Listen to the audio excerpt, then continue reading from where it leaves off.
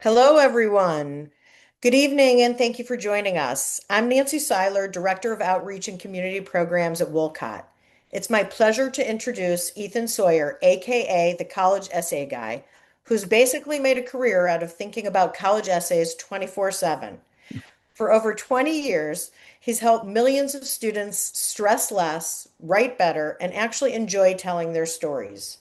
As an internationally recognized best-selling author and admissions expert, Ethan is all about helping students find their voice and maybe even enjoy writing their college essays along the way. On behalf of the Tyree Institute at Wolcott College Prep, it's my honor to welcome Ethan Sawyer. Take it Thank, away. thanks, Nancy. It's good to be here. I appreciate you so much. Hi, friends. I'm Ethan. And it's true. I spent a lot of time thinking about this college essay thing, even in a world where AI is doing all the things. We can talk AI today if we want at some point. It's not built into the slides, but if there are questions about that during Q&A, I'm happy to get into it. I want to, in the next little while, share with you a few things. I want to share with you what are colleges even looking for when it comes to this particular aspect of the process, because I've been doing a lot of research on that over the years. I want to share with you some practical exercises where we're gonna do some stuff, and I want to show some cool essays that I think are really useful, ones that we can learn from. Um, and what else?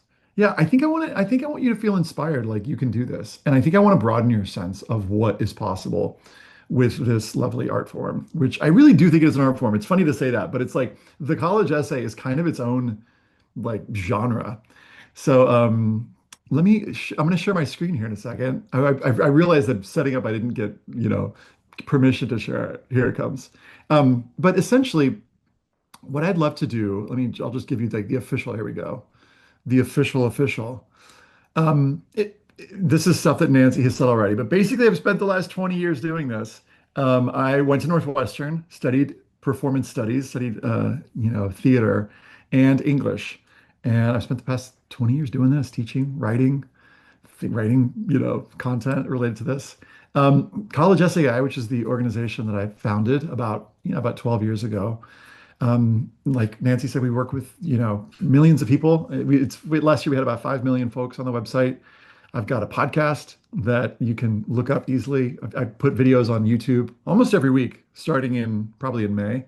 And I've got a cool program called the Matchlighters Scholars Program, which offers free one-on-one support to last year for about 800 low-income students. So if you're listening to this and you identify as low income or you know a student who is low income and you would like one-on-one support, reach out to us. Go to collegeessayguy.com/matchlighters and you'll find out more about that. We also do one-on-one support.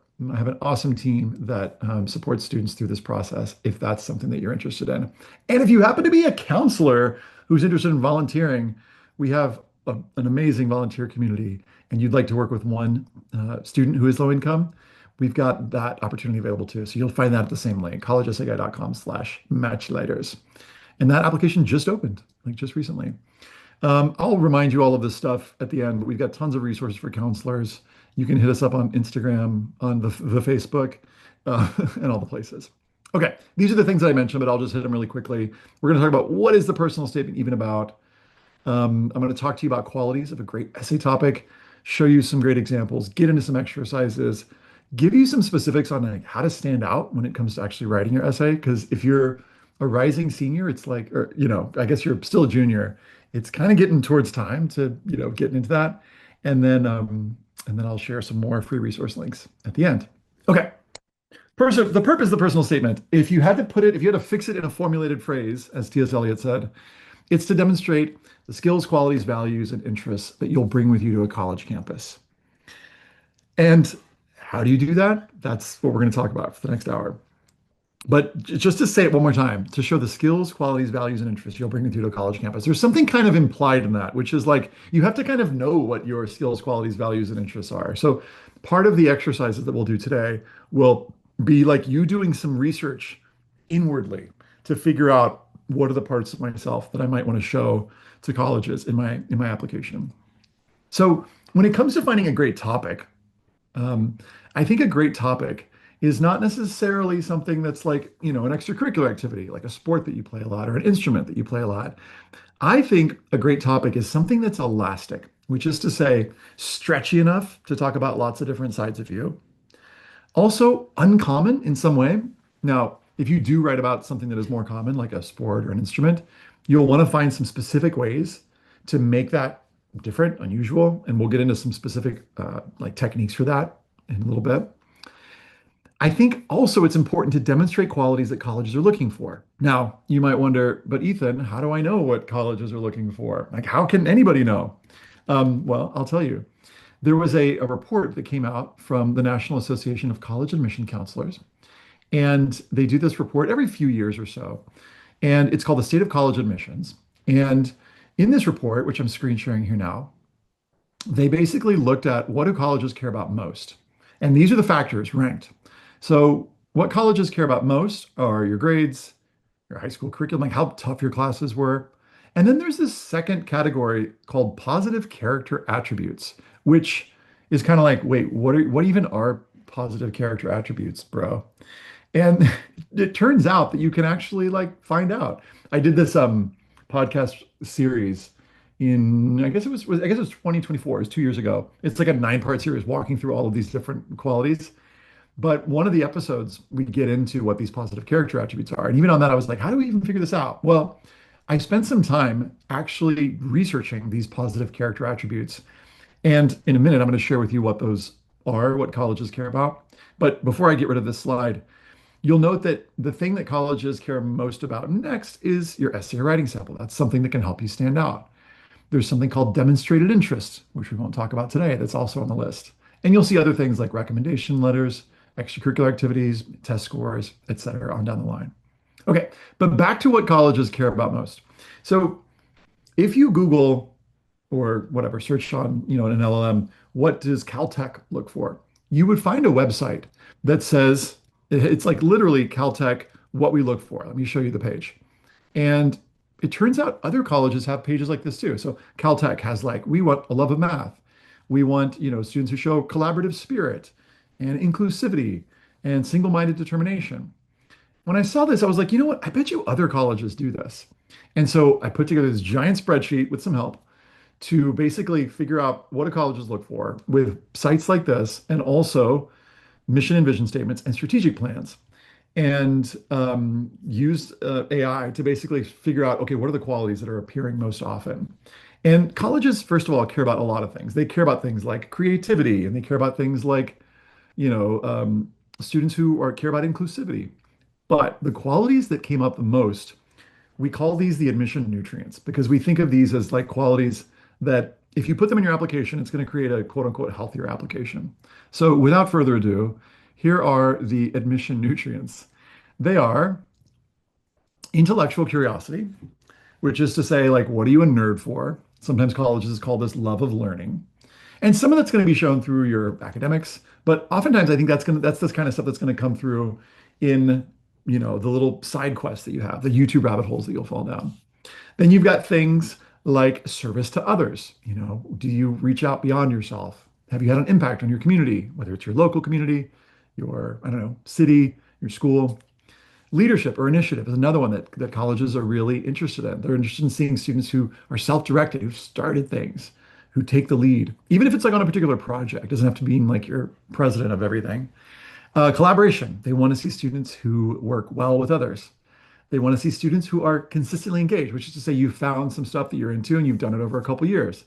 Not like, the stuff on your activities list is stuff that you did for just like one weekend. So each of these appeared, well, intellectual curiosity and service to others appeared more than 300 times among all of these schools that we surveyed. We surveyed more than 300 schools. The rest of these were kind of like in the 200-ish range, and then consistent engagement was a bunch. Collaboration appeared like 150 times. So the reason I feel okay sharing these with you, because I think I was self-conscious at first because I was like, OMG, is this going to be like a new arms race where students are like, you have to show all these things? And I don't think you have to 100% in order to get into a great college show these qualities. But when I've looked at great applications, I often see these qualities. And when I think about a great personal statement, they're great qualities to sort of plant early on so that as you're thinking about topics, as we're going to do today, you can sort of go, okay, is there something that could maybe help me show these sides of myself? Good news, these are not only qualities that colleges are looking for, these are great qualities that employers are looking for, and that also are connected to qualities of just a meaningful life. So that's maybe that sounds like justification for me sharing all these with you, and maybe it is, but I feel like these are sort of worth pursuing as, ends on their own. Okay, so let's talk structure for just a second. Oftentimes students think of a personal statement as being like a challenges-based thing where it's like the hardest thing you've ever been through. And it could be that you write about that. And if you do decide to write about a challenge, which we'll talk about a little bit later, that's what I call a narrative structure. So I'm going to read this slide right to left. Narrative structure is a story where it's like one moment leads to the next. This happened, then this happened, then this happened. So it's often chronological or somewhat chronological. And it's about the thing, the challenge, what you did about it, what you learned. But there's this whole other structure that I call montage, which basically involves picking a theme, which is to say something that maybe you know a lot about, some topic, and connecting it to a whole bunch of different sides of yourself. And a montage topic can come from a lot of different places, as we'll see today. But montage structure is something that you'll be really familiar with from movies. If you remember the movie Up, you've got this lovely montage, Carl and Ellie, basically having a whole life together. And in 4 minutes, or maybe it's 6 minutes, you get to see all of the different pieces of their life, and it chooses these different moments and memories. And we sort of get, love, the sickness, loss, etc. Spoiler alert for those of you who haven't seen the beginning of Up. But the idea here is that a few images, moments, memories help, that you kind of put them together in a common theme, and that's what you use to tell your story. And it can work super, super well. The goal here, again, is to demonstrate skills, qualities, values, and interests that you'll bring to a college campus. And the reason I think a montage is so, or can be so effective, is that you're not putting all this pressure on yourself to find like the one moment in your life where everything changed. You're actually using kind of like, if you imagine that essentially in your college essay, you're sharing exposition, which is to say like your backstory, you're kind of doing it in this like more fun, playful, hopefully creative way. And it's kind of like in the Mary Poppins, song, spoonful of sugar helps the medicine go down. If you imagine that your skills, qualities, values, and interests are like the medicine for your application, it's essentially the topic that you choose for your montage is kind of like the sugar, where the reader's like, oh, this is a nice essay about plants or about, I don't know, the objects on your desk. But along the way, you're like weaving in all of these details, these cool sides of yourself they're going to show what kind of college student you're going to be. So you're probably wondering, like, okay, great, Ethan, but like, what does that actually look like? I'll show you in a second. I like to think of this as kind of like more metaphors. You'll hear lots from me as kind of like a bracelet that has beads and a thread. And if you think of the beads as being the different sides of yourself that you want to show, I don't know, this quality or this particular moment or memory, then essentially the thread is that thing that's connecting them all. So I'm just, pick whichever metaphor you like best. I'm just going to throw them all at y'all. But like, what does a great montage personal statement look like? I want to show you this even before we get into brainstorming, so you can kind of hopefully get a sense of the range of what's possible. I might actually show you a couple here because we've got time today. So this is an essay. My daughter's getting home from the orthodontist, so I'm just waving at her over y'all's shoulder. This is an essay that a student wrote in one of my courses, I want to say like 2 years ago. She got into awesome schools. So they was like successful in that sense of like getting into great schools. But I think it was successful in that she was choosing a topic that was, let me just go back to these qualities. She found a topic that was elastic, uncommon in some way, and that showed lots of these admission nutrients. Okay, so let's check it out. The United States is under attack. My eyes widen, listening to the words coming from the speaker. The nuclear missile program has been compromised, and you're now locked in the presidential bunker, moments away from war. That doesn't sound good. You have 60 minutes to disarm the missiles. Good luck. The fate of the world is in my hands. So that's a hook. It breeds curiosity. It kind of draws us in. What's happening? Is the fate of the world actually in the hands of a 17-year-old girl? She says in the next sentence, it's not. I hope. This is just the name of the game when it comes to escape rooms. She's introduced the topic early, just pointing that out, at the end of the second sentence of her second paragraph, which I think is a great idea. I first suggested my family attempt one. We started encountering communication issues. Now they're the tradition that brings us closer. allowing us to learn more about each other in a mind-bending way.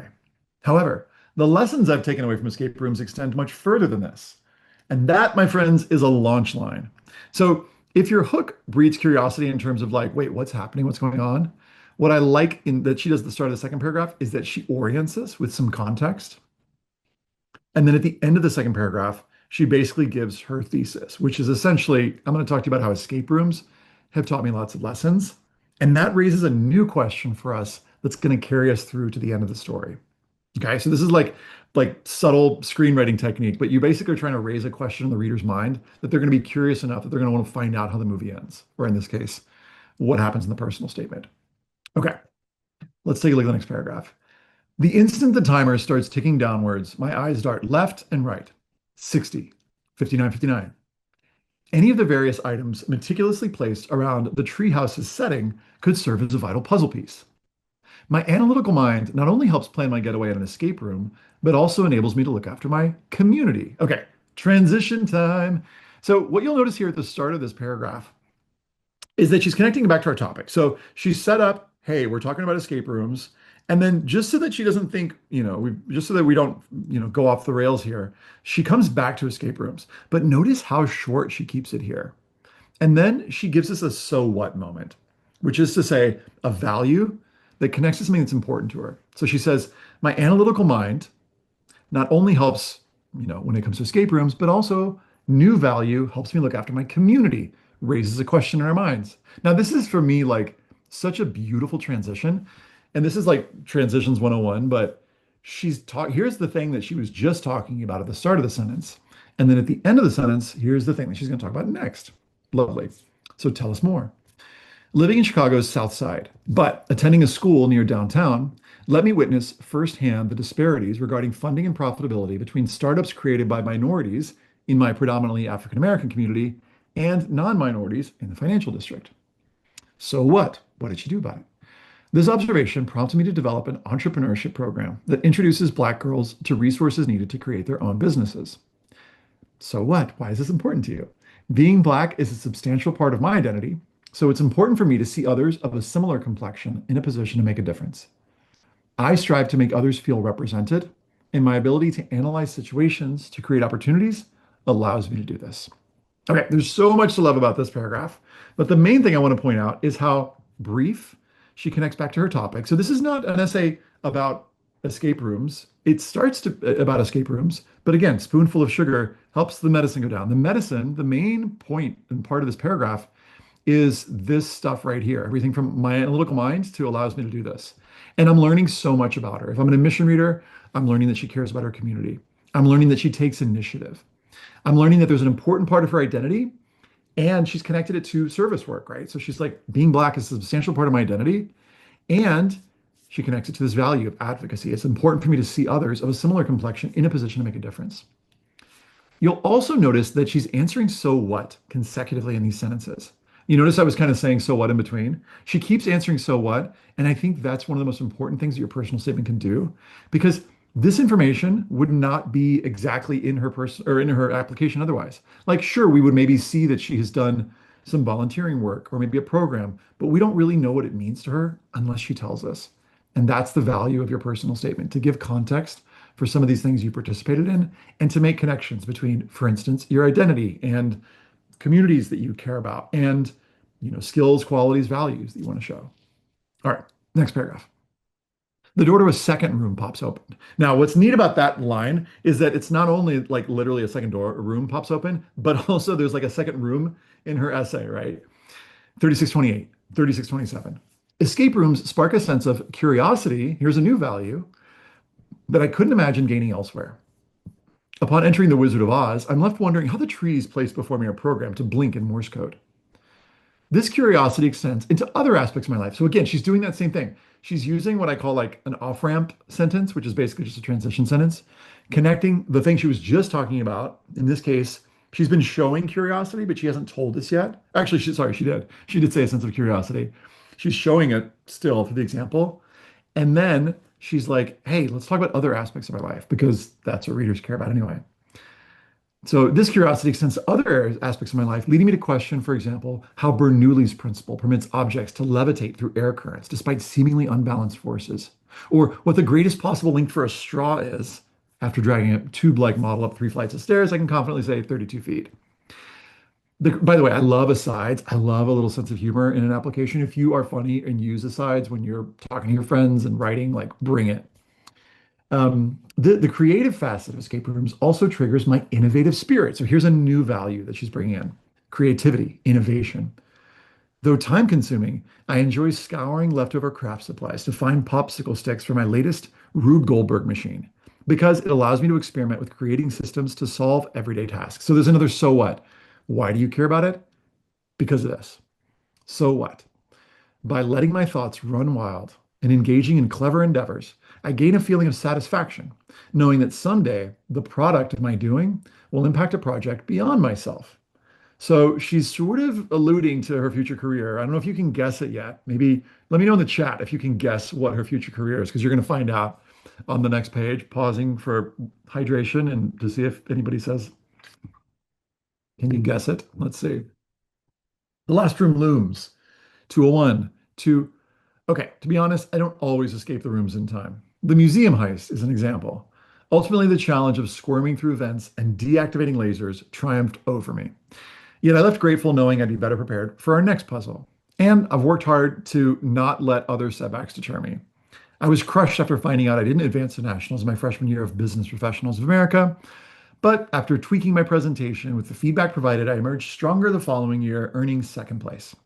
I approach every situation eager to participate, willing to fail, and determined to grow because each experience enables me to seek improved solutions moving forward. I've learned that success comes with roadblocks, but outcomes are even more satisfying with a story to tell. I love this. So, my favorite part of this. So, first of all, like, what is she doing in this paragraph? What is the quality? In fact, let me ask y'all. Maybe let me know in the chat. What are the qualities? Oh, I like that you're guessing entrepreneur, John. That's I think to be honest, there's a thing that the student's going to be that is not. I could totally see the student going into entrepreneurship. What are the qualities that y'all are seeing? Curious to just ask y'all in the chat in this particular paragraph. Thoughts? She says, I've worked hard to not let setbacks deter me. Yep. Some of y'all are saying to hosts and panelists, if you click the little blue button above it and click it to everyone, other people will be able to see what you're pasting. Yes, Jennifer, resilience, grit, right? She emerged stronger the following year. Um, and then I love this little insight at the end. I've learned that success comes with roadblocks, but outcomes are even more satisfying with a story to tell. That's what I call an unexpected value. That's what I love about, a great essay will have insights that actually surprise us. Like I totally didn't expect her to say that at the end of the sentence. I'm ready to enter the next stage of my life as an engineer, reveal, with the insights that escape rooms have given me. Maybe I'm prepared to have the fate of the world in my hands after all. Such a lovely piece. Do you notice some of these qualities that I mentioned earlier? These qualities like intellectual curiosity. She straight up does a whole paragraph on intellectual curiosity, service to others through the work that she's done, volunteering. We see also her leadership and initiative in that paragraph. Collaboration. Now, this is one that I think there could have been a moment maybe where she shows collaboration a little bit more clearly. But here's the thing, your personal statement doesn't have to do all the work. She had an awesome supplemental essay that she used for lots of different schools. And she used a beautiful, examples of working with others in that one. So my point here is that these admission nutrients don't have to end up all in your personal statement. John, I love that. That's one engineer with lots of charisma, totally. It could be that these qualities end up in other parts of your application. And you can see from her activities list, you're not seeing it, of course, right now, but that she's been consistently involved in some of these things. Okay, this is not the only way to write a great personal statement, but it's a pretty good way. And I want to give you some other examples of, I've got this on a Google Doc that I'm just going to pull up here. Let's see, here we go. Whoops. Okay, let me change my screen. Do, do, do, do, do.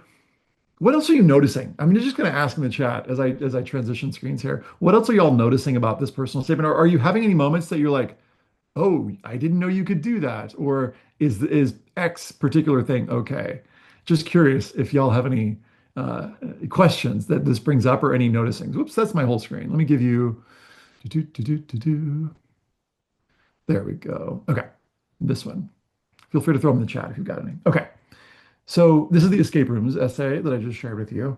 You could also, though, write about the objects on your desk.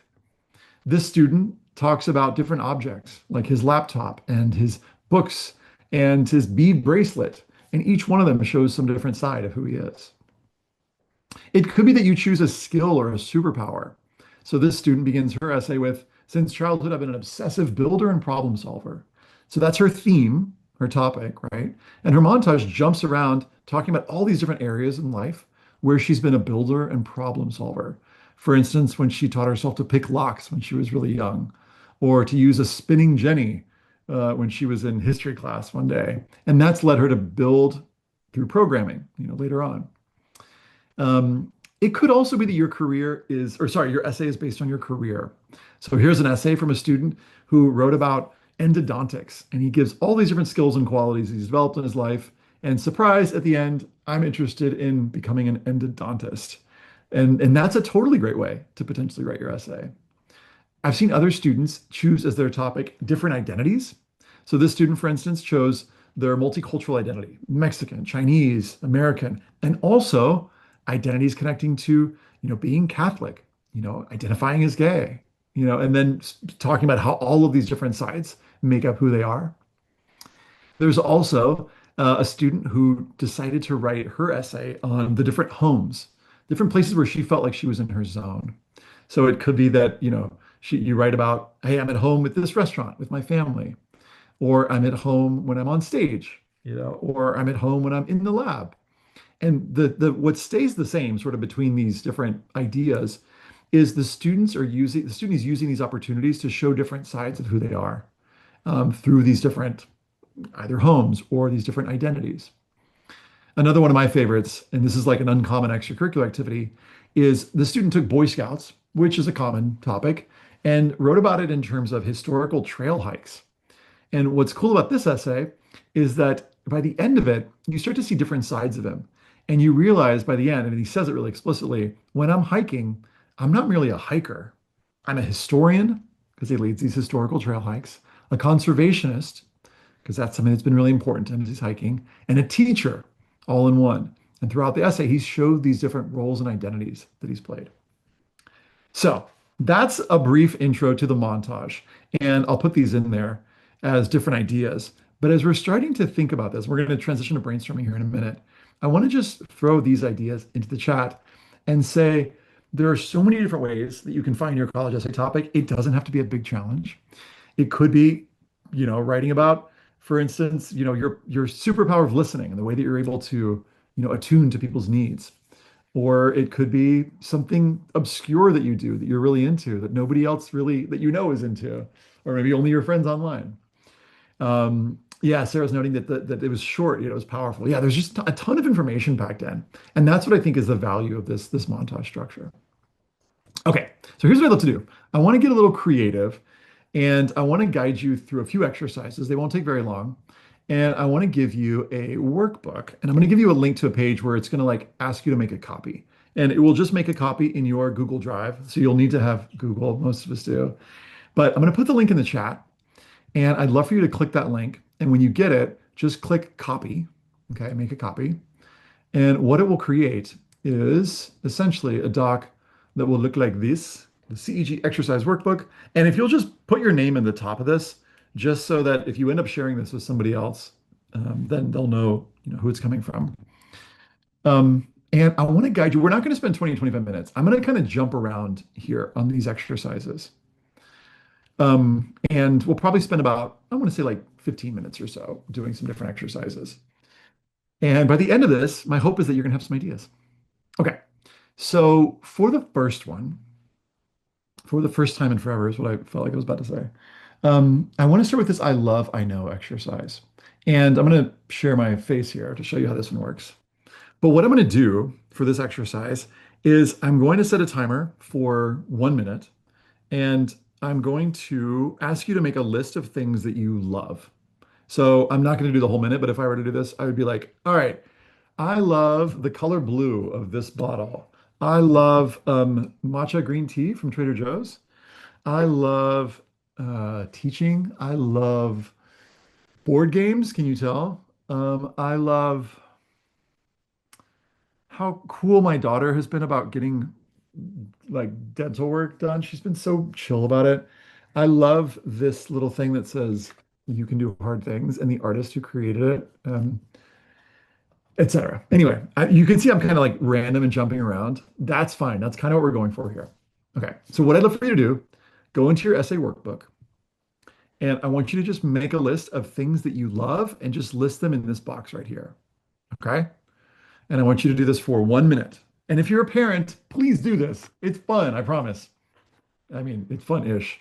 At least you'll get to see how it goes, and you can explain later, and you can, compare notes with your student if you want. Okay, what do you love?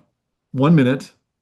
It's boring if you don't do it. If some of you are taking out your phone and doing something else, please try this exercise with me. I beseech thee. All right, what do you love? Three, two, one, go.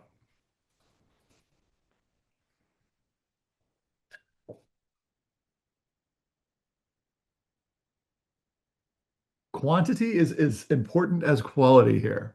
Just riff. This is an improv exercise.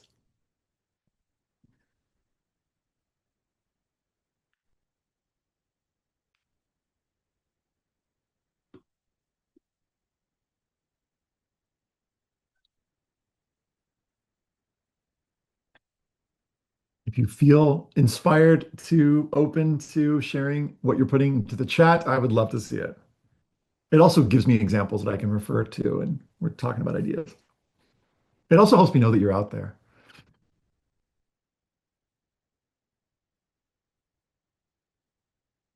10 seconds more. See if you can come up with two more things you love.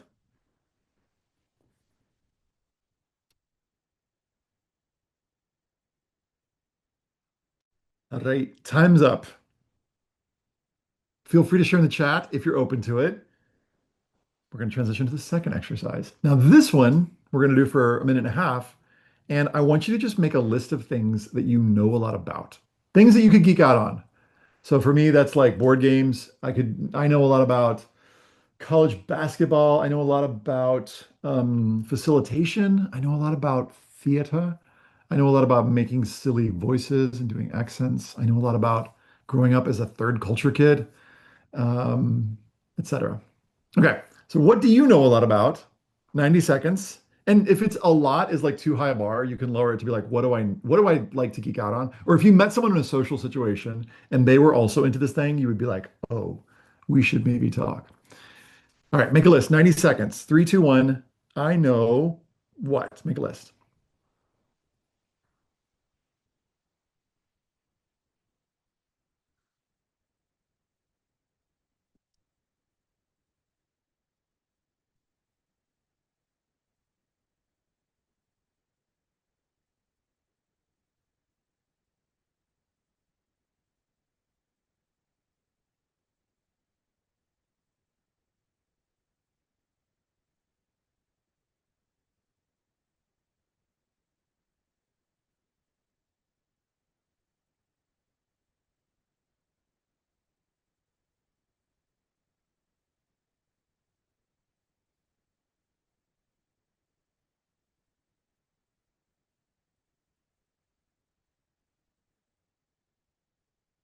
Again, you're invited to share in the chat if you feel like it. What else do you know a lot about?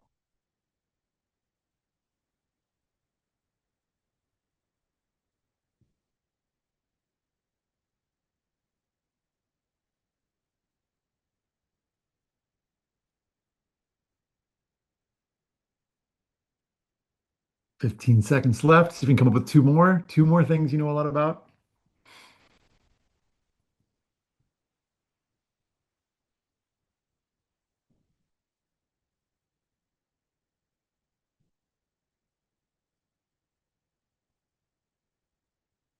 Yes, love, Karen. Okay, time's up. Feel free to share in the chat. Karen knows a lot about the best hole-in-the-wall restaurants. I mean, that's an essay right there. Like, please take me on a journey to these different experiences you've had in these different restaurants. Like, boom. Um, I know a lot about, and some of these are coming to hosts and panelists. So if you want to go to everyone, just click that little button. I'll read a couple of these. I know about executive functioning skills, how to cook well. There's an essay topic right there. Give me, a recipe and show me the steps and how it connects to different parts of who you are. How to make people feel special. Lovely. How to throw a party. Yeah, great. How to ask the right questions. Love, love, love. I mean, that's a whole essay topic right there, right? Your superpower of being able to ask questions. Some more coming in. I know a lot about fishing. That's a surprisingly uncommon topic. I haven't read a ton of fishing essays over the years. Mental health journeys. Yeah, construction. I would love to read I think you're maybe a parent, but I would love to read a construction essay. How to have a good road trip. There's an essay topic right there. Okay, beautiful, beautiful, beautiful. Okay. I'm gonna show you in just a little bit how these can turn into actual topics, but first I want to lead you through a couple more exercises. So the next one is called we're gonna jump to the I come from exercise. So it's showing my whole screen again, but essentially scroll down here to sorry, just search for I come from. Whoops. There we go. I come from. Oh, it's just further down. I was right there. Okay. I want to jump down to I come from. So the way it works is I want you to just finish the following sentence as many times as you can in about a minute. I'll start a timer. I come from. Just fill in what have you got? And if you want to scroll below this, it might give you some ideas of some things that you could say there. So I come from. Keep going. I come from, and just answer it, whatever, 5 or 10 times.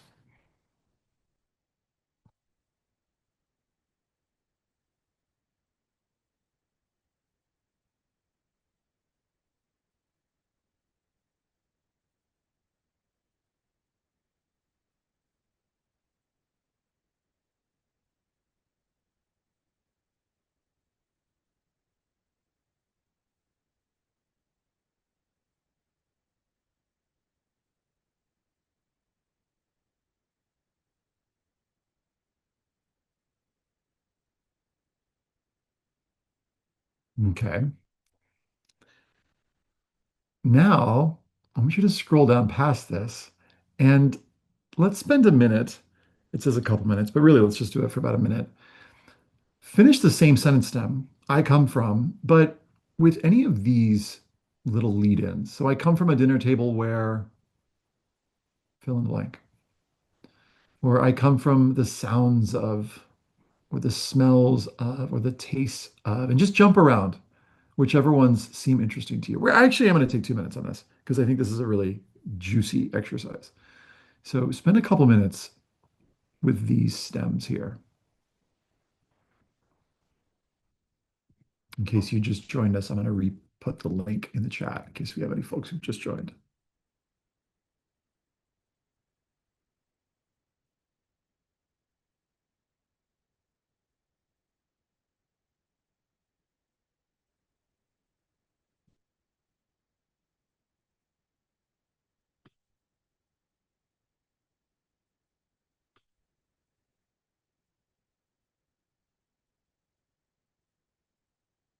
And again, I welcome you sharing in the chat. I love to read what's going on in your brains and hearts.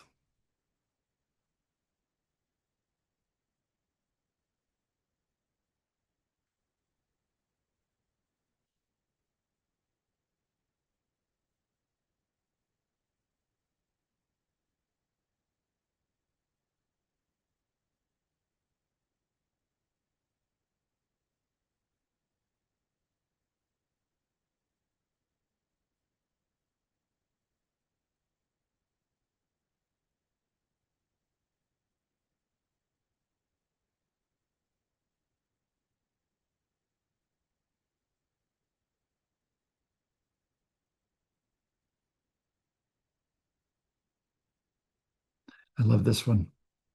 I come from the intersection of blank and blank. Curious what comes up for you when you hear that one.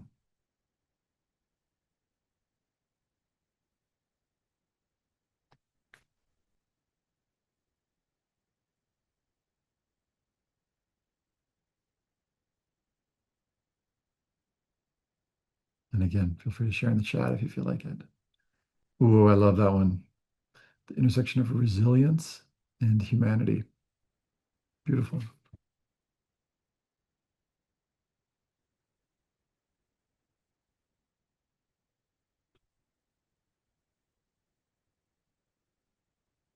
Yeah. Me too, John. Me too.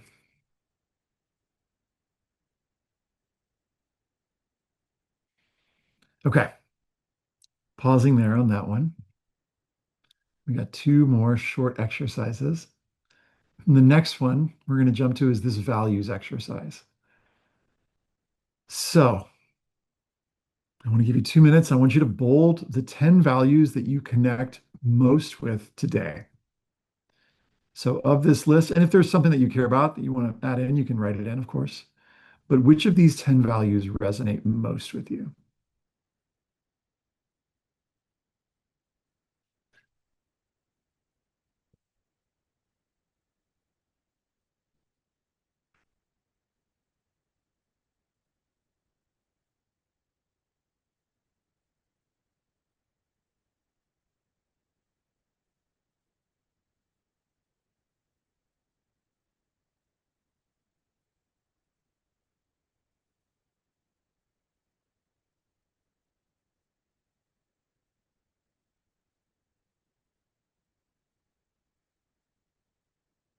And go with your gut here. You don't have to, these don't have to define you for all space and time. This is just like for today, which are the ones that you're most drawn to?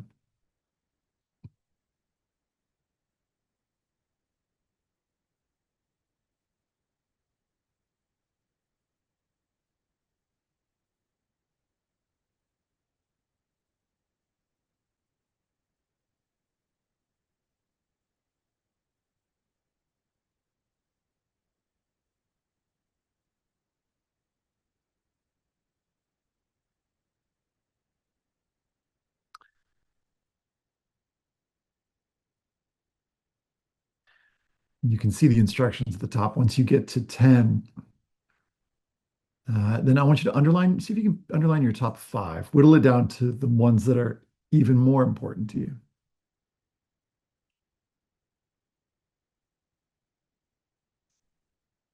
So of those 10, see if you can pick five.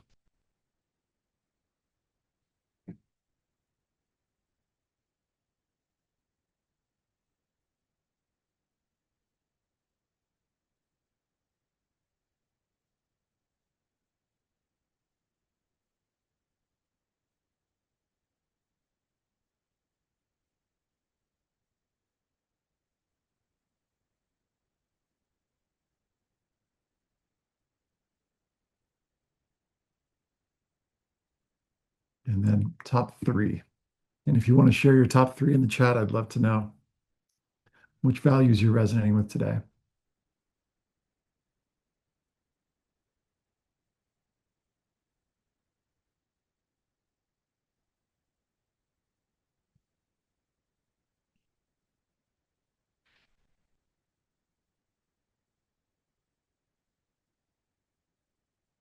Now, the thing about values is that these are going to show up in all sorts of ways in your application.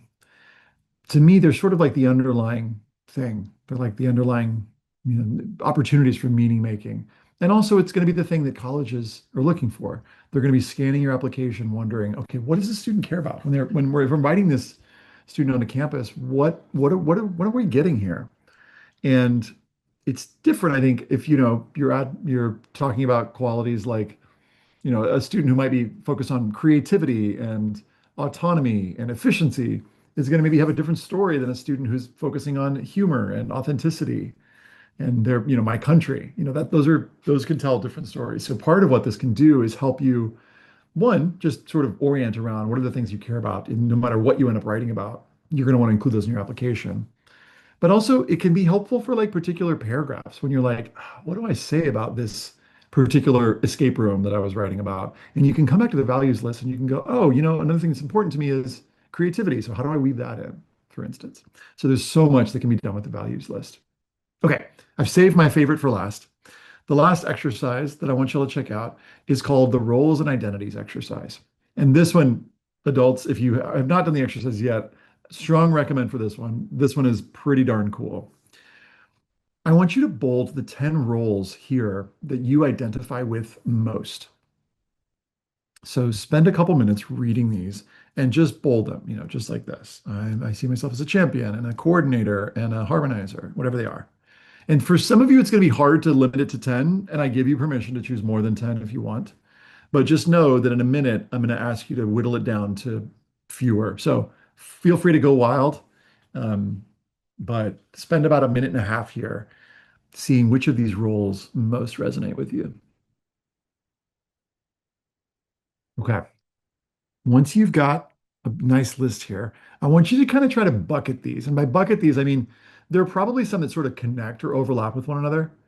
So, for instance, maybe you highlighted enthusiast, and you also highlighted cheerleader. Maybe you're like, oh, those are kind of similar. What's the one that could like capture the essence of both of these? And I want you to see if you can pick three to four that you feel like, in some way, sort of encapsulate big chunks of who you are, of the roles that you most identify with. So for me, for instance, one role that I identify with is a creator or a co-creator.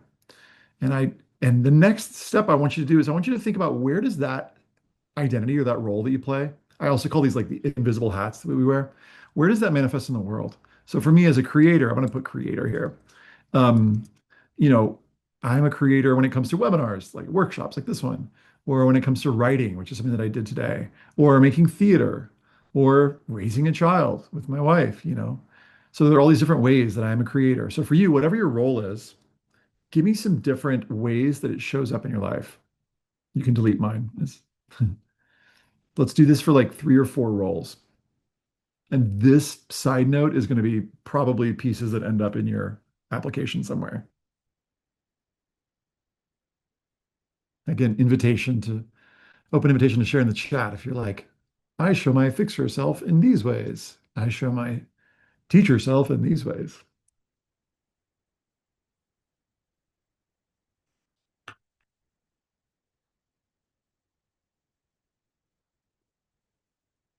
Okay. So part of what we're doing here is we're creating what I call the technical term for it is a huge pile of stuff. And what I mean by that is like, I think sometimes students will begin their process by like grabbing the activity that they do the most, or they will, focus on, like I said, a challenge they face. There is a place for challenges. We're going to talk about it after a break in a few minutes for that type of essay. But I find that some of the most varied essays that really give you a sense of who a student is came from exercises just like this. Now, let me show you some other exercises that are on this that I would recommend if you are somebody who's going through this process. There is an essence objects exercise, which basically involves picking objects. So like the board games on my shelf. I mean, that could be an essay topic right there, like how each different game expresses some different side of who I am, and you can answer these questions here. Each object could represent a different side of you. There's this list of random questions. I love this first one. What are your actual superpowers? That could lead to a topic idea right there. The career one that I mentioned. And then you'll also see a couple more, like the 10 plus things I want colleges to know about me. This is a great way to just go broad. And like I said, do some inner research to figure out what are the different parts of you, your world that you want colleges to know about you. And once you've done a good job of, and I think it would maybe take like another 30 minutes. If you really want to dig deep, I think you could spend an hour or so on this doc, like filling in the details to go broad.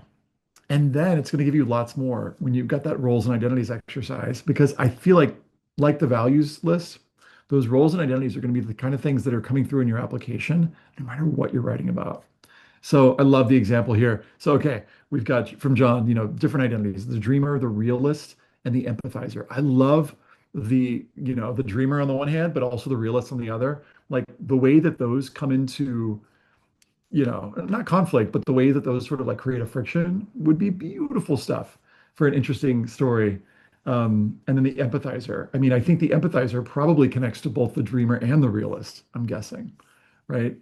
Um, and I'm guessing that there's a way that the realist side of you makes you a better empathizer.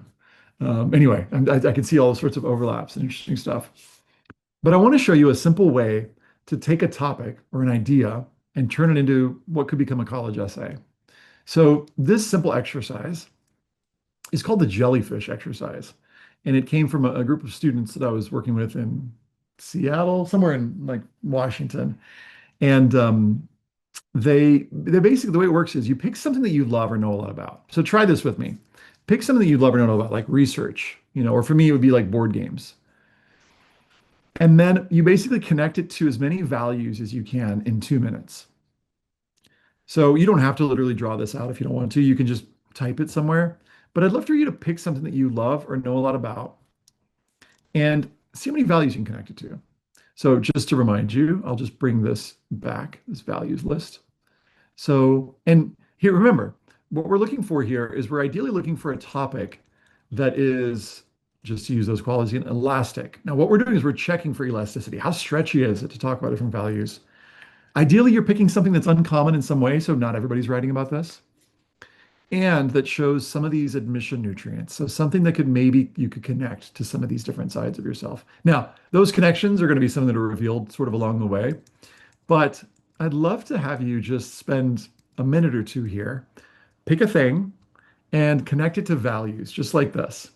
And I'll put that values list up once more here. Whoops. There we go.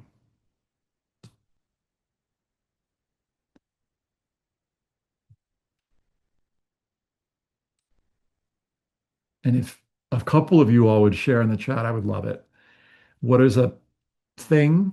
So for me, it's like games, and I could connect it to cooperation, and I could connect it to inspiration and creativity, and I could connect it to excitement and belonging and equity, etc.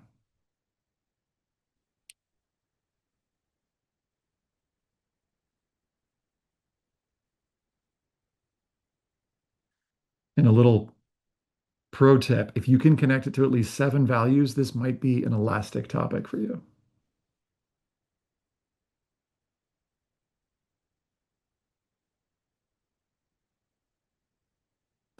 Stretch your brain here a little bit too. See if you can connect it to things that might not be too obviously connected to it. So for games, for instance, cooperation. Yeah, are you cooperating in games? That might be an obvious one. A less obvious one about games might be intuition. Like I could definitely, like, games have definitely up-leveled my intuition.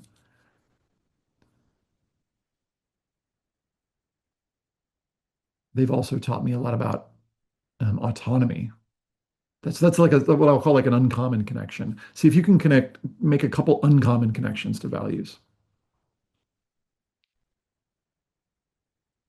And by the way, if whatever you picked isn't quite working for you, like you're not able to connect it to a lot of things, just pick something else.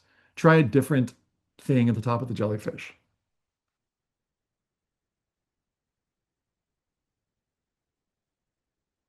Okay. I invite anybody who's open to it to share in the chat. If you've got anybody got any jellyfish working? Any potential personal statement ideas, whether you're a student or an adult? Just be curious to see. Is it working for anybody? Does anybody get inspired? Let's see what we got. Ooh, we're connected to a lot of things. Yeah. Close relationships, collaboration, accountability, purpose. Totally could see that.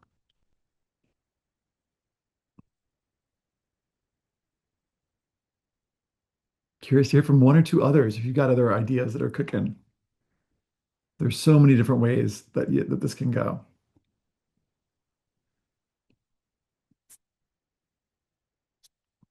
Baking, love it. Yeah, curiosity and family and humor and adaptability. Lovely example. Yeah, wonderful. What I love about that one too is that it's very visual. We can see the experience of making the thing, whatever you're clicking up. Okay.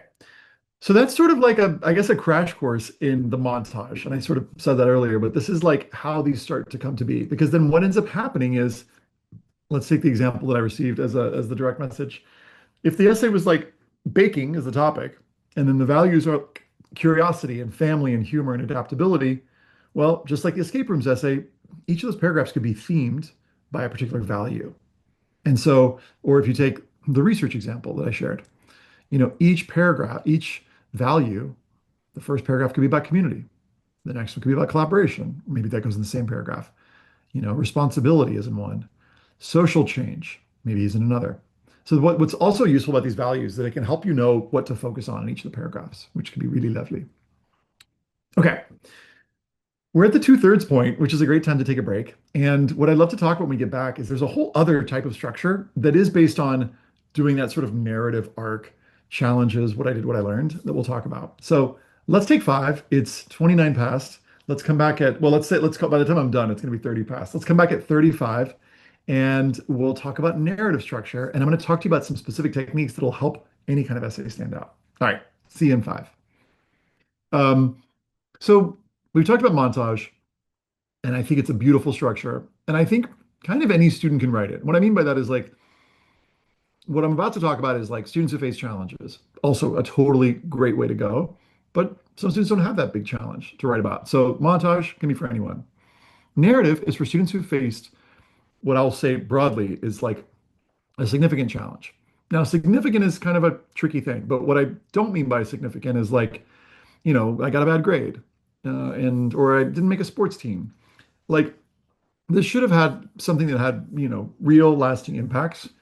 Ideally, this is something that you've done something about this and you've learned from the experience. So less ideal is a challenge that you're currently facing. I think it's harder to reflect on that and talk about how you metabolize the experience and what you did about it. So broadly speaking, oh, you know what? There was a question that came in. Oh, Nancy Essen, I love this one. And then I'm going to get back into narrative, I promise. Are there any topics that colleges want students to avoid or are too common? Yes, I'm so glad you asked. I've got a whole list for those. So I'm going to put some of these in the chat if I may be so bold. So, um, some topics that are extremely common are things like, common sports, common instruments, sports injuries, I think are pretty common. I'll put these all in the chat here. Um, um, you know, Common extracurriculars. I've also found that it's pretty common. This is talking to mission officers to write about mental health challenges or anxiety. That's become such a common topic. If students are considering writing about mental health struggles, I've got a whole separate idea on where they can write about that. And I'll put this, it's in my blog. Um, and I did a three-part podcast on this about whether or not students should discuss mental health challenges in their application. And the short version is if you faced some sort of, mental health challenge or struggle, you can put that in the additional information section, which is a separate part of the application. So you don't have to have your whole personal statement dominated by that particular challenge. Sometimes students are self-conscious, they're like, I don't want to be defined by this. It's like, well, you can put it in this other part of your application. There's also, and I'm not saying you can't, I'm just because it walks you through in the blog, like how to do it if you do decide to do it. But I think it can be more difficult to stand out. I think often students choose what I would call potentially stigmatized topics.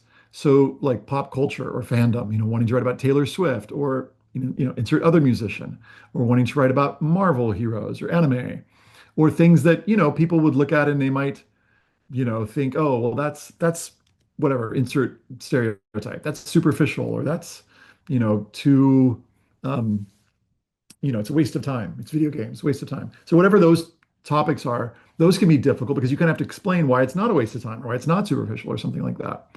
So those are some that I would say. I'm never going to be the kind of person who's like, definitely don't write about this because there is a way to do it well. It's just going to take longer. It's going to take you maybe 10 or 12 drafts as opposed to like two or three drafts. I think most great personal statements take at least 5 to 6 drafts. And most of the really great ones that you'll read on my essay, on my website, took more than 10 drafts. And that to me, there's like such a nutritional thing that's happening in the process of drafting and redrafting that can be really valuable. So, of course, I'd say that though. I'm the college essay guy. Um, the other thing, someone asked, oh, do I? Yes, I did. I mentioned this. Someone asked, do you do one-on-one help? I do. And if you go to the website, you can reach out and find out about that. Okay, back to narrative structure. Here we go. Let me show you the slides. So, oh my gosh, I did it again. That's the second time, it's the second or third time I've done that. You'd think I'd never done this before. Next, I'll be on mute and someone will be like, Ethan, you're on mute. So narrative structure involves the challenges and effects, what you've done about it, what you've learned. And this is like a very simple slide, but essentially I put this up here because I think oftentimes students will focus on the challenges and effects.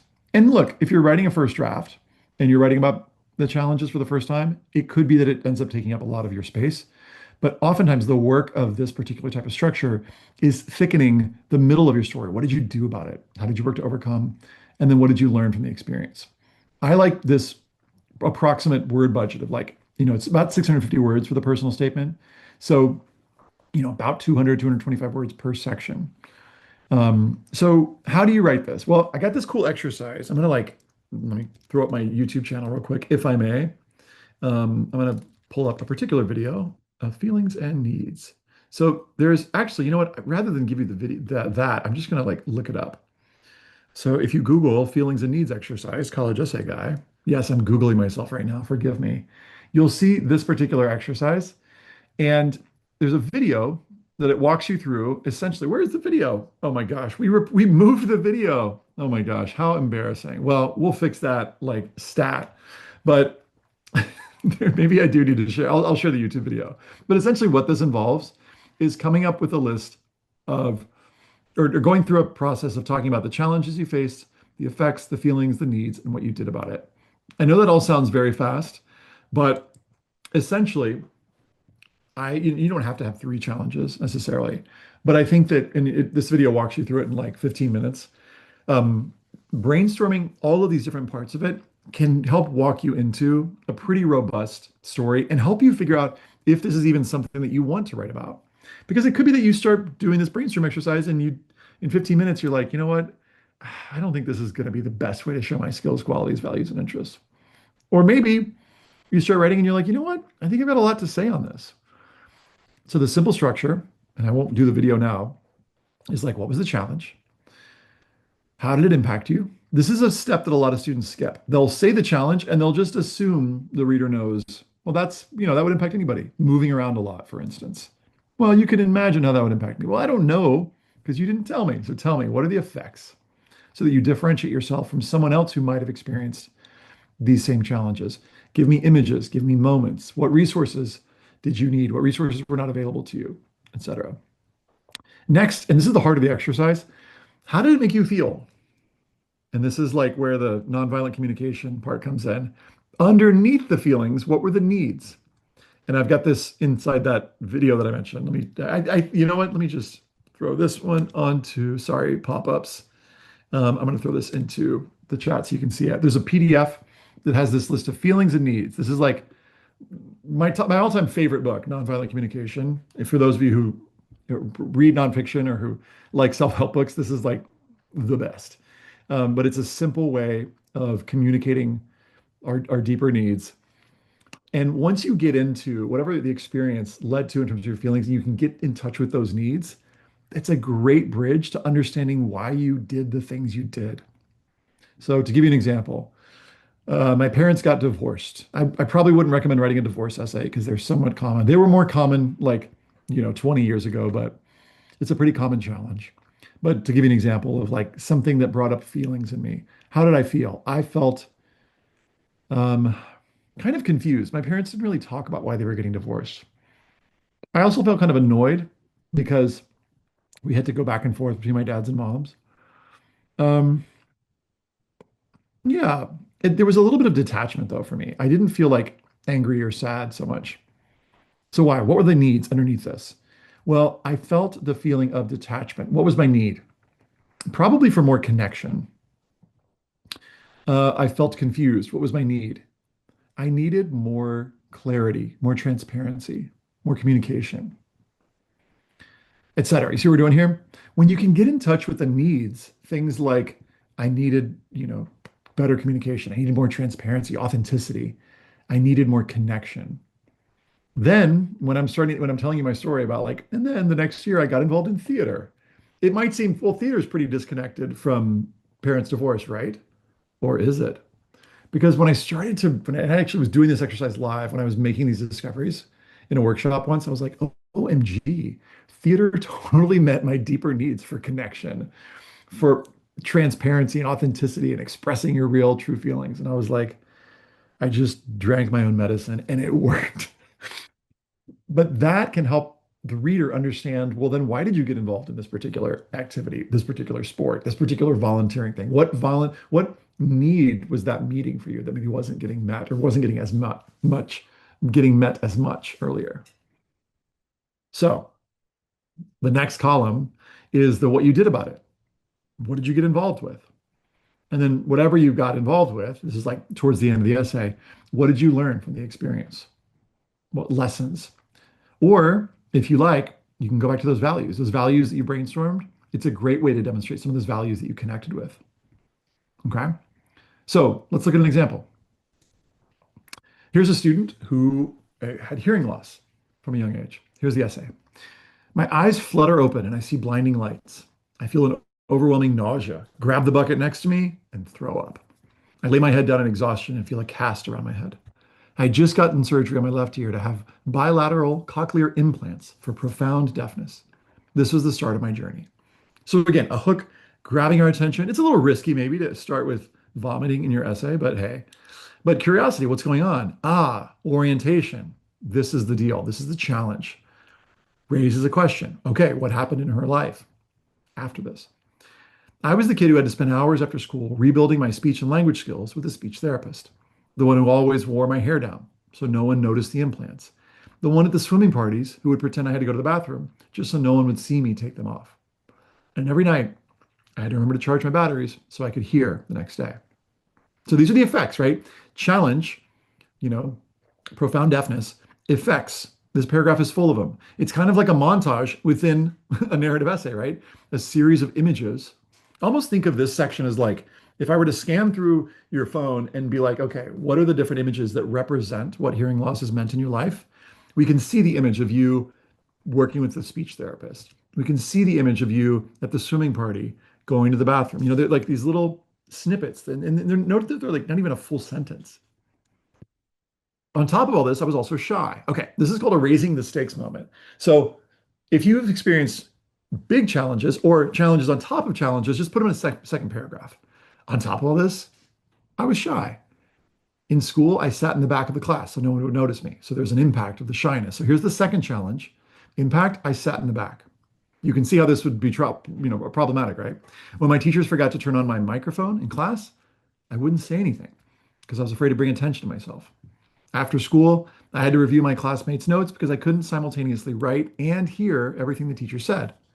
I remember so strongly a feeling, here's the first feeling, of unfairness, that I was literally the only student in my school who had to deal with these issues. Okay. There was one place where I was an equal and didn't feel like I was constantly catching up, my ballet classes. Okay. Little turning point here. So again, same structure, challenge, and the effects. You wouldn't know that it's using the structure unless I was pointing it out to you, probably. It's just reading like an interesting story. And I'm like, okay, how is this student going to deal with this? Like, what's going to happen? There was one place where I was an equal and didn't feel like I was constantly catching up, my ballet classes. There, I was more outgoing and didn't constantly feel pressured to speak. Dance was a language that didn't require talking. How lovely is that line? Though dance became an escape, it still wasn't enough to balance out my need to fit in. Okay, so now raising the stakes even further. She tried something and it didn't work. So now what's she going to do? That's another way to like engage the reader, to get us to want what you want. You're the superhero in the story who's going through these challenges. We finally think you're going to get the thing to break through and it doesn't work. And you're like, ah. In order to overcome my nearly constant frustration, I decided I needed to connect to my deafness. I started an internship with a speech pathologist and for the first time interacted with other people with hearing loss. So you see the value here? It's implied, but connection, community. Kids of all ages, each with their own struggles. During junior year, I did an independent study and learned more about the effects of deafness on language development. When I heard about leadership opportunities for teens, LOFT, a program that promotes leadership skills and self-advocacy with teenagers like me, I joined. There, I had an epiphany. During a discussion with other participants from all over the country, several of them spoke of being bullied. And I realized for the first time how supportive my own academic environment had been. Interesting insight moment, twist. It's like a mini turning point. Whereas other students dealt with taunting and physical abuse, I was in a school with accommodating teachers and students who were curious about my experience. The only person who'd been contributing to my shyness and fear was myself. And for my dance experiences, I knew I was capable of more. Ooh, goosebumps. Armed with my new knowledge of the science of deafness and a little hope, so here's what she did, more of what she did. I began advocating for myself.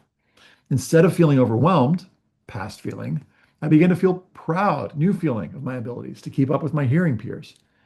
Gradually, here's what she learned, what she gained. I found myself feeling more relaxed in school, another feeling, and empowered to try new things I'd never done before, like running, volleyball, cheer, more stuff that she did. I even began introducing myself to strangers. Now, as a senior, I find myself in leadership positions like yearbook editor and freshman and as a freshman mentor. And every time a teacher forgets to turn on the microphone, I raise my hand in front of the entire class and remind the teacher to please turn it on. And she does. Oh, that makes me choke up, that last line. And she does. The world is responding. It's like that moment in Hamnet when the character reaches out in the world. Anyway, spoiler. The teacher is responding. So there's like positive affirmation, something that's happening. It's worked. Not only has she grown, but like the teacher, I don't know. It's so affirming. It's just so life-giving. It makes my teeth hurt. Oh, okay. Life affirming is what I think I mean to say. So anyway, I'm sorry. I've spent my whole life dealing with my hearing loss and the obstacles it threw in my path. Looking back at the moment where I woke up from surgery, I don't think of the nauseating side effects. I see it as a blessing that gave me the gift to hear and a challenge to overcome the obstacles that have made me braver. Just lovely wrap up. I mean, she could have ended here potentially, but I like this. It sort of lands the plane as it were. So what is this essay doing well? It's got all these elements. It's got the challenges, it's got the effects, it's got the feelings, the deeper needs for connection, for community, for belonging, for also recognizing her own, how she was contributing to her own challenges. She's got lots of details of what she did about it, some lessons and values. It's got all the things. So that's why I love the structure. Pausing for questions, impact, noticings. Put them in the chat. What are you noticing about this particular hearing loss essay, or what questions are coming up for you as it relates to challenge-based essays?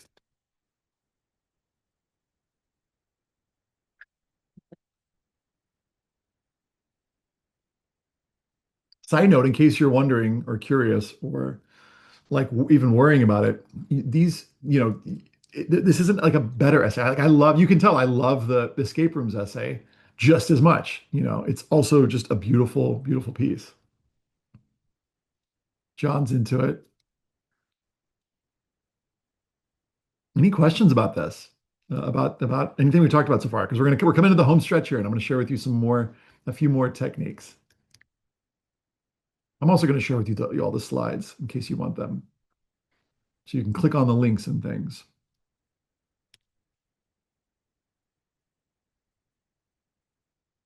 Here are the slides, by the way. Whoops. Okay. Okay. So to wrap things up here, let me I'm going to see if I correctly shared my screen. I'm in incognito mode just because I was checking to see if the link that I shared would actually work. Okay. What makes an essay stand out? Both of these essays choose an uncommon topic. And by uncommon topic, I mean escape rooms, obviously uncommon, but also hearing loss.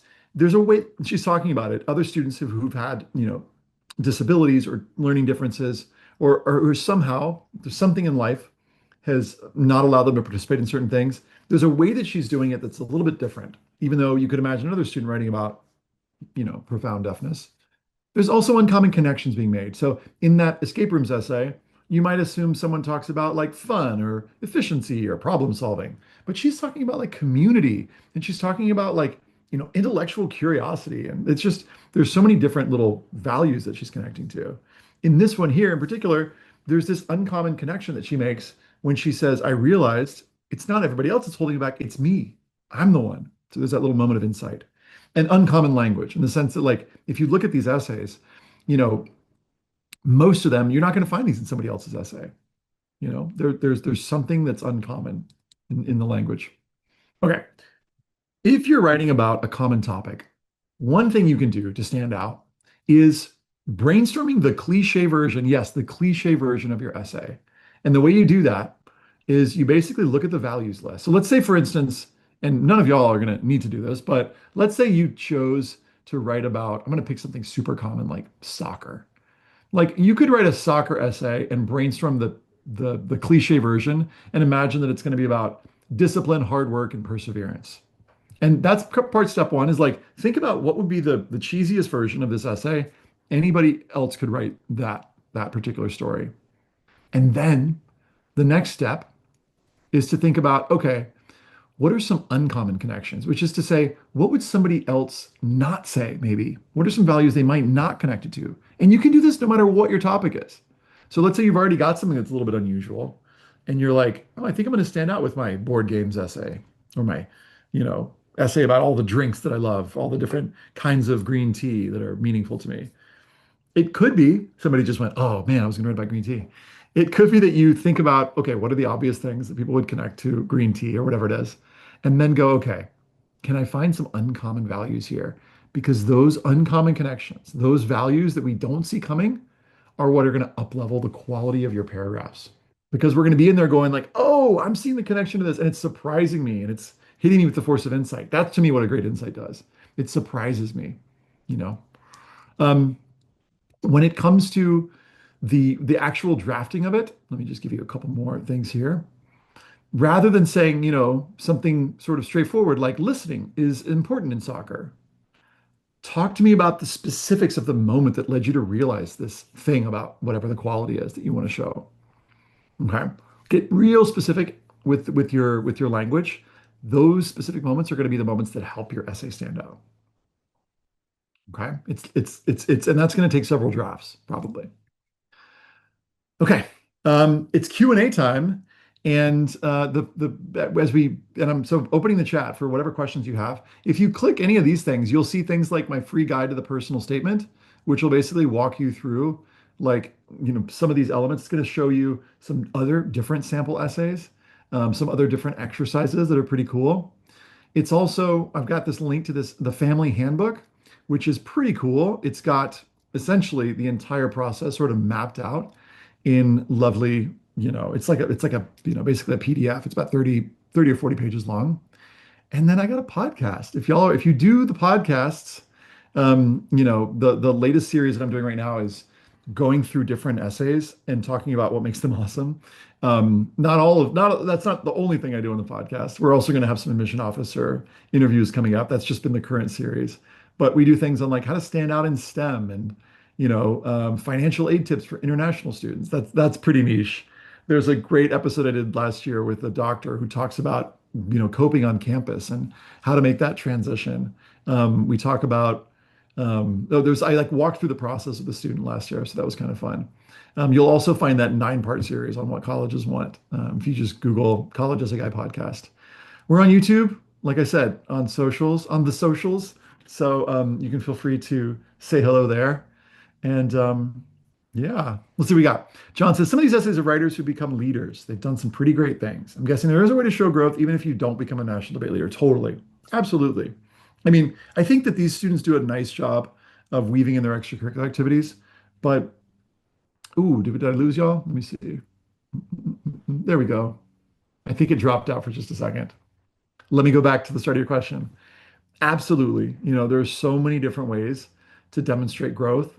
The simple way to do it, I would say, is like tell us who you were initially, what you felt, the sort of me version 1.0, and then give us some moment at the end that tells us who you've become, version 2.0. The sort of, I call this the before and after shot. It doesn't have to be related to an extracurricular activity. It could just be like a thing that you've learned about yourself, a way that you've grown. And there's so many different ways to do that. My son loves coin collecting. Amazing. And I could see some great metaphors with finding personal treasures. Yes. Here's my encouragement is if you're going to do what I call an essence objects essay, some students will be tempted to pick one coin. I want to encourage them to pick a variety of coins and how each one connects to some different aspect. It could be that he chooses different coins, like different board games, or it could just be broadly about how coin collecting and different aspects of it have connected to different sides of him. So that sounds like such a fun essay, and especially if he loves it and knows a lot about it, he'll be able to connect it to like lots of different things. Um, yeah, you're welcome. Well, feel free to reach out. You can reach out through the website to us, and if we can support you. And I want to thank Nancy and the team again for having me. And yeah,